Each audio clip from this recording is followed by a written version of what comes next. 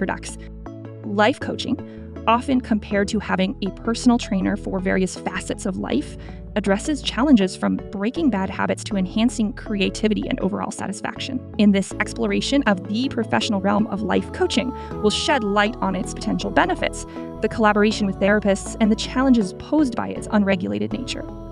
The role of life coaches. Imagine having knowledgeable and motivational friends who provide the tools needed to navigate dissatisfaction and implement positive changes. Life coaches play this role, some collaborating with therapists while others focus on aspects such as fitness, guiding individuals toward holistic stereotypes. Before engaging with life coaching, I held stereotypes associating it with a specific demographic. However, it's crucial to recognize that not all life coaches fit a particular mold. Dismissing preconceived notions, life coaching emerges as a viable option for those seeking positive life changes distinct from therapy, but valuable in its own right. Legitimacy in the face of crisis. The COVID-19 pandemic played a pivotal role in legitimizing the life coaching industry. Even individuals effectively managing their mental well-being during unprecedented times found value in the guidance provided by knowledgeable life coaches. It served as a source of reassurance and support amid a global crisis. Unraveling the dark side, lack of regulation. Despite its potential benefits, the life coaching industry faces a significant challenge: lack of regulation. This absence of oversight exposes individuals to potential harm, as unqualified practitioners may offer misleading advice. This void not only invites bad faith actors, but also paves the way for the emergence of toxic cults within the industry. So today, we delve into the disconcerting narrative of a life coaching group that transitioned from a motivational entity to a toxic cult.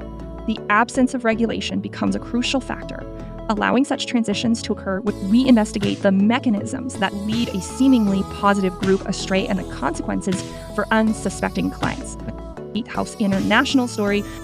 Lighthouse International's esteemed head mentor, Paul W., engaged in a comprehensive interview with James Mills in 2021, shedding light on the profound narrative behind the company's inception and its profound significance. Despite the absence of a formal degree or certification requirement in life coaching, Paul, with decades of global experience in the field, recounted founding various businesses in South Africa in 1999. However, driven by an entrepreneurial spirit, he relocated to the UK to opt in. Despite being perceived as successful, Paul faced a stagnation in business growth, prompting self-reflection and an 18-year journey into researching human performance. Paul's quest to share his knowledge with the world materialized through the creation of the Entrepreneurial Club, a precursor to the establishment of Lighthouse International Group. In a video detailing Lighthouse's origin story, Paul emphasized the organization's commitment to assisting primarily young individuals, both in age and mindset, in launching businesses or advancing their careers within the corporate realm or unveiling the dark side of Lighthouse. However, as the organization gained prominence, questions arose about its authenticity, given the prevalence of pseudo-experts in various fields. Lighthouse, on the surface, appeared promising and distinct, with Paul's genuine business background setting it apart from mere celebrity-endorsed ventures.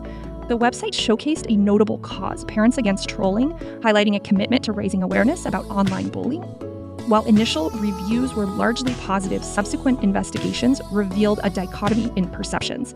Some labeled Lighthouse a scam orchestrated by bullies, even likening it to a cult. The BBC delved into this scrutiny with a documentary as part of the A Very British Cult series. Notably, Lighthouse distinguished itself from traditional cult stereotypes, operating in plain sight within communities and attracting seemingly ordinary individuals aspiring to enhance their entrepreneurial skill. The documentary profiled Dawn, the girlfriend of a Lighthouse member, as a prime example of an individual innocently drawn into the organization. Starting with a book club and typical self-help literature, her partner, Jeff, progressively became entangled in Lighthouse's web, investing substantial sums for mentor. The lines between personal and professional blurred, leading to financial strain and, ultimately, members joining Lighthouse full-time as transcribers. The BBC investigation uncovered disturbing revelations about Lighthouse's leader, Paul, exercising control over members, blurring personal and professional boundaries.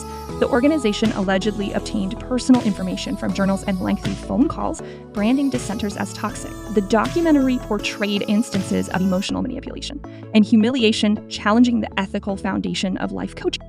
As BBC documented the experiences of former members, patterns of extreme control, obsessive loyalty, and blurred individual identities emerged, aligning with characteristics indicative of cult behavior. The revelations prompted discussions among experts, who concurred that Lighthouse exhibited classic cult attributes.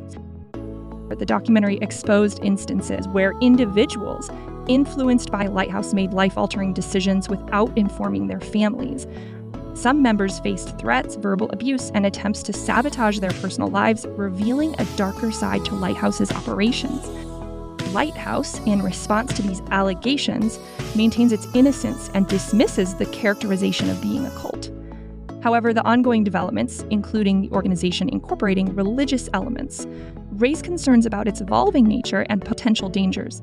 Lighthouse initiates its defense by characterizing the BBC documentary as a docu-myth, employing clever rhetoric to challenge the claims made against them. However, their attempt to debunk the BBC's statements in an 8-minute video falls short, arguably legitimizing the allegations rather than dispelling them. The video opens with a Bible verse, which, when interpreted, raises questions about the organization's priorities and handling of the accusations.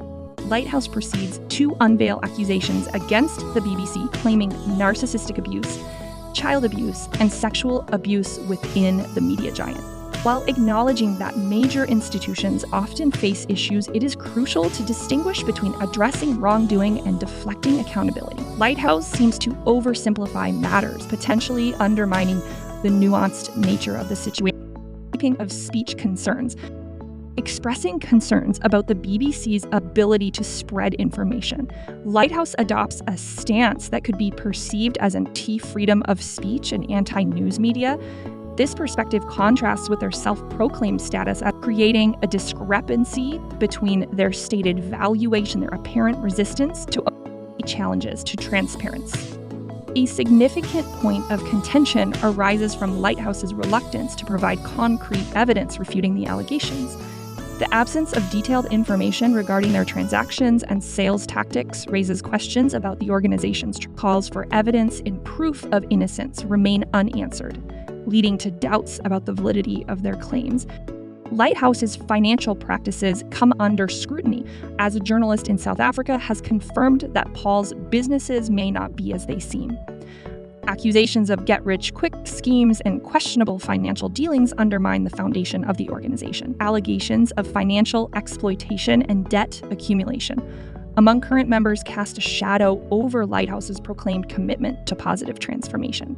Lighthouse faces legal challenges, with the UK authorities investigating false and misleading accounts, lack of financial transparency, and actions against public interest. A court's decision to pursue legal action against the organization underscores the seriousness of the allegations and raises concerns about the organization's overall RDR claims.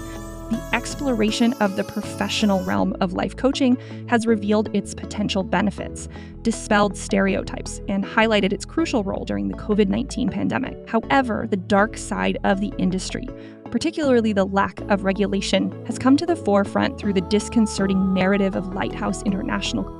The story of Lighthouse serves as a cautionary tale, illustrating the dangers that can arise when an industry lacks proper oversight. The absence of regulation allowed the organization to transition from a seemingly positive entity to a toxic cult, exploiting vulnerable individuals seeking positive life changes. The BBC documentary exposed instances of extreme control, emotional manipulation, and blurred boundaries, challenging the ethical foundation of While Lighthouse vehemently denies the allegations and attempts to debunk the BBC documentary, their defense falls short, raising questions about their transparency and commitment to accountability. The organization's reluctance to provide concrete evidence, coupled with scrutiny of their financial practices and legal challenges, further deepens the concerns surrounding their integrity.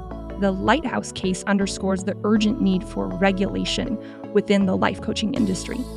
It serves as a reminder that without proper oversight, individuals may be exposed to potential harm from unqualified practice. As the UK authorities investigate Lighthouse for false and misleading accounts, lack of financial transparency, and actions against public interest, the case signals a pivotal moment for the industry to address its shortcomings and ensure the well-being of those seeking guidance and support. As we navigate the complexities of personal development and well-being, a regulated and accountable life coaching industry is essential to safeguard individuals from the darker side of unregulated practice.